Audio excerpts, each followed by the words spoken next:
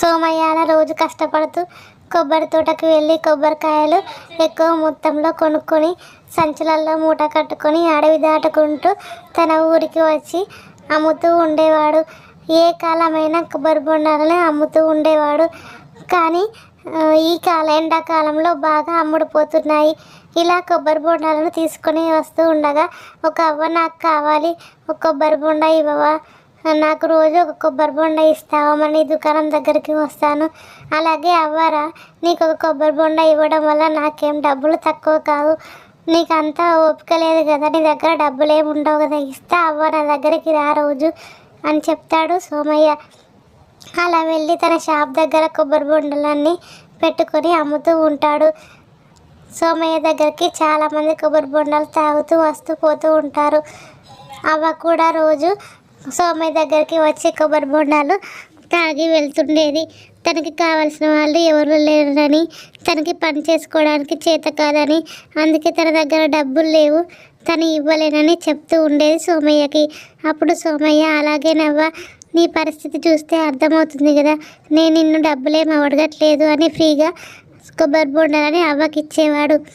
అలాగే ఊళ్ళో వాళ్ళందరూ తన దగ్గర ఉండే కొబ్బరి బొండాల్లో కొబ్బరి నీళ్ళు ఎక్కువగా ఉంటున్నాయని తన దగ్గరికే వచ్చి తక్కువ ధర అని తన దగ్గరనే కొబ్బరి బొండాలు తాగుతూ వెళ్ళేవారు.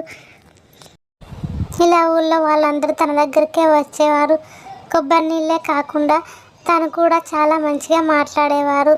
డబ్బులు లేని వారికి కూడా, తర్వాత ఇస్తా అన్న వారికి కూడా కొబ్బరి బొండాలు ఇచ్చేవాడు. ఇలా రోజు సాయంత్రం వీళ్ళందరూ అయిపోయాక అవ్వ వచ్చి కొబ్బరి బొండాలను తాగి వెళ్ళేది.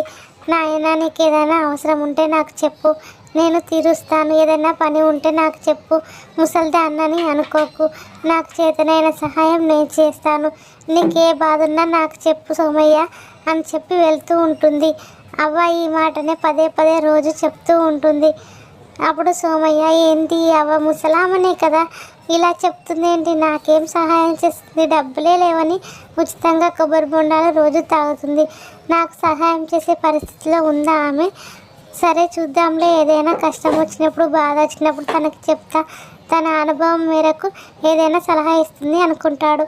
అలా అనుకుంటూ ఉండగానే ఒక వింత దయ్యం అక్కడికి వచ్చి, సోమయ్య, ఇక్కడి నుండి నువ్వు ఈ దుకాణాన్ని ఖాళీ చేయాలి, ఇది నా ప్లేసు, నేను ఉండడానికి తీసుకున్న ప్లేసు, అప్పట్లో నేను బతుకున్నప్పుడు ఇక్కడే ఉండేదాన్ని, ఇప్పుడు కూడా నేను ఇక్కడే ఉంటాను, నాకు ఈ ప్రదేశం చాలా ఇష్టం, ఈ చెట్టు మీదనే ఉండాలనుకుంటున్నాను, నువ్వు ఇక్కడ నుంచి కొబ్బరి బొండాలు దుకాణం ఖాళీ చేయాలి, రేపు ఎల్లుండి లోపు ఖాళీ చేయకపోతే నేను నీ దగ్గరికి వచ్చే మనుషులకి హాని చేస్తాను, నీకు కూడా హాని చేస్తాను అని చెప్పి వెళ్ళిపోతుంది. అలా వెళ్ళిపోగానే సోమయ్య బాధపడుతూ ఆలోచిస్తూ ఉంటాడు. ఎవరికి చెప్పాలి, ఎవరికి చెప్పినా నమ్మరు, ఈ విషయం ఎవరికి చెప్పాలి, అవ్వనైతే అలా అన్నది కదా, అవ్వతో నా బాధని పంచుకుంటాను, తను ఏమైనా సహాయం చేయగలిగితే చేస్తుంది, తన అనుభవంతో ఏదైనా చెప్పగలిగితే చెప్తుంది, లేదంటే అవ్వ రోజు తిరుగుతుంది కదా అడవికి ఊరికి, ఈ మధ్యలో ఏదైనా మంచి ప్రదేశం దుకాణం పెట్టడానికి ఉన్నా అదైనా చెప్తుంది, అవ్వకైతే చెప్తాను అని అవ్వ కోసం ఎదురు చూస్తూ ఉన్నాడు సోమయ్య. తను రాగానే చెప్పడానికి ఎదురు చూస్తూ ఉంటాడు. ఊళ్ళో జనాల ద్వారా అవ్వకి ఈ విషయం తెలిసింది. తను ఏదో రాక్షసి వచ్చిందని, సోమయ్యని భయపడుతుందని తెలిసింది. అప్పుడు అవ్వ తన దగ్గరికి వెళ్ళి మాట్లాడదామని వెళ్ళింది. తనని బెదిరించింది. తన నిజమైన రూపాన్ని చూపించింది. నేను దేవిని, నువ్వు సోమయ్యని బెదిరిస్తే బాగోదు, తనకి అండగా నేనున్నాను, నువ్వు ఈ ఊరు నుండి వెళ్ళిపో అని చెప్తుంది. అప్పుడు ఆ దయ్యం వినదు. నేను వెళ్ళను, నాకు ఇది నచ్చిన ప్రదేశం, నువ్వు దేవి అయితే ఏంది, ఎవరైతే ఏంటి, నేను చనిపోకముందు అది నా ప్రదేశం, నేను డబ్బులు పోసి కొనుక్కున్నాను, ఇప్పుడు చనిపోయి దయ్యంగా మారాను, కానీ అడుగుతున్నాను కదా, నేను తిరిగి వచ్చాను కదా, అది నా ప్రదేశం, నేనే ఉంటాను అంటుంది.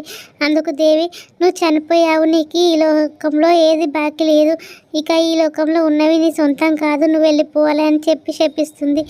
అంతలోనే ఈ మాయా వికృత దయ్యం మాయమైపోతుంది. అలా దేవి శపించగానే మాయమైపోతుంది. సోమయ్య అలా భయంతోనే దిగాలుగా దుకాణం దగ్గర కూర్చుంటాడు. ఆ తర్వాత అవ్వ దగ్గరికి వచ్చి, ఎందుకు నాయన అలా దిగాలుగా ఉన్నావు అని చెప్తే, సోమయ్య జరిగిందంతా ఆ వింత దయ్యం గురించి అవ్వకి చెప్తాడు. అప్పుడు అవ్వ, ఏం లేదు నాయన, ఆ దయ్యం నిన్న రాత్రే దేవి తరిమి కొట్టింది. అది నేను కళ్ళారా చూశాను. ఇక మళ్ళీ నీ దగ్గరికి ఆ దయ్యం రాదు, అసలు ఆ దయ్యమే లేదు అని చెప్తుంది. అవునా అవ్వ, నేను చాలా సంతోషంగా ఉన్నాను, దానికి మంచి మాట చెప్పావు అంటాడు సోమయ్య. అవును సోమయ్య, ఇక రాదు దయ్యం, నువ్వు మంచిగా అమ్ముకో కొబ్బరి బొండాలను. ఈ విషయం తెలిసిన తర్వాత సోమయ్య అవ్వతో కొద్దిసేపు మాట్లాడి సంతోషంతో తనకి కావాల్సిన కొబ్బరి బొండాలను ఇచ్చి తాగమని చెప్తాడు. అవ్వ కొబ్బరి బొండాలను తాగి తన ఇంటికి వెళ్ళిపోతుంది. ఇక సోమయ్య అలాగే ఆనందంతో తన కొబ్బరి బొండాల వ్యాపారాన్ని రోజులాగే కొనసాగిస్తాడు. ఇలా వింత దయ్యానికి భయపడిన జనాలు ఒక 2-3 రోజుల వరకు సోమయ్య దగ్గరికి కొబ్బరి బొండాలు తీసుకోవడానికి రారు. 2-3 రోజుల తర్వాత ఈ విషయం తెలిసిన వింత దయ్యం వెళ్ళిపోయింది, ఎవరో భయపెట్టారు, ఇక రావట్లేదు అని తెలిసిన మరుసటి రోజు నుండి యథావిధిగా సోమయ్య దగ్గరికి అందరూ వచ్చి కొబ్బరి బొండాలు తాగడానికి వస్తూ ఉంటారు. అప్పుడు సోమయ్య బాగా సంతోషపడతాడు. ఈ అవ్వ వల్ల నాకు మంచి పనే జరిగింది, నేను చేసిన సహాయం ఎక్కడికి పోలేదు, ఈ అవ్వే చెప్పడం వల్ల నేను సంతోషంగా ఉన్నాను, నా వ్యాపారం ఎప్పటిలాగే జరుగుతుంది అని సంతోషపడతాడు.